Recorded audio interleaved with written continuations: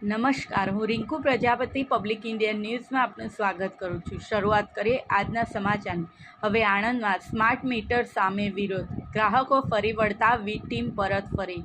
વડોદરા શહેર સહિત ગ્રામ્ય વિસ્તારમાં સ્માર્ટ મીટર બેસાડ્યા બાદ ઊંચા વીજ બિલ આવવાની ફરિયાદો ઉઠતા વીજ ગ્રાહકો વિરોધ સૂર ઉઠવા પામ્યો હતો।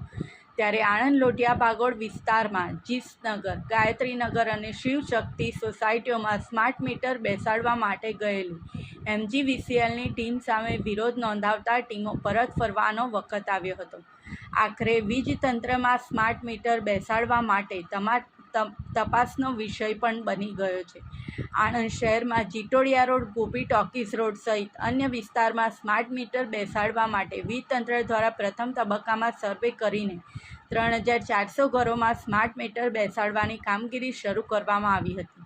ત્યારે ગુરુવારે ટીમોએ રાજશ્રી સિનેમા પાસે આવેલા ગાયત્રીનગર, જીસનગર સહિત અન્ય વિસ્તારોમાં ટીમોએ સ્માર્ટ મીટર બેસાડવાની કામગીરી હાથ ધરી હતી।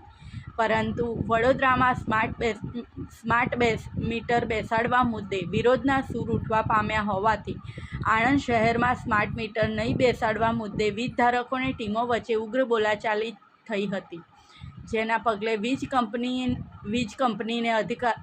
કંપનીના અધિકારીઓ પણ ઘટના સ્થળે દોડી ગયા હતા। છતાં પણ વીજ ગ્રાહકો ટસમસ નહીં થતાં ટીમોને વિલા મોઢે પરત ફરવાનો વખત આવ્યો હતો। આ સાથે આજના સમાચારને અહીં સમાપ્ત કરીએ છીએ।